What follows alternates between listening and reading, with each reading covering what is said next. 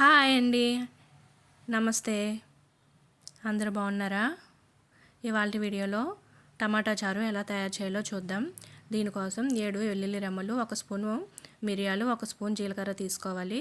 1 నిమ్మకాయ సైజ్ అంతా చింతపండు కడుక్కొని నానబెట్టుకోవాలి. ఇప్పుడు జీలకర్ర, మిరియాలు, వెల్లుల్లి ఇలా బరక మిక్సీ పట్టుకోవాలి. తర్వాత స్టవ్ వెలిగించుకొని గిన్నె పెట్టుకొని గిన్నెలో ఆయిల్ వేసుకొని 1/2 స్పూన్ మిరియాలు వేసుకుని కొంచెం పసుపు వేసుకోవాలి. తర్వాత 2 ఎండు మిరపకాయలు కట్ చేసుకుని వేసుకోవాలి.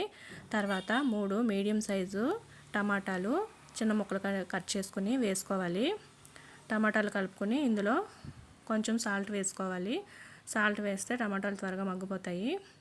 ఈ టమాటా చారు జ్వరం వచ్చినప్పుడు అది వేసుకుంటే బాగుంటుందండి. ఇందులో మిరియాలు అవి వేస్తున్నాం కాబట్టి.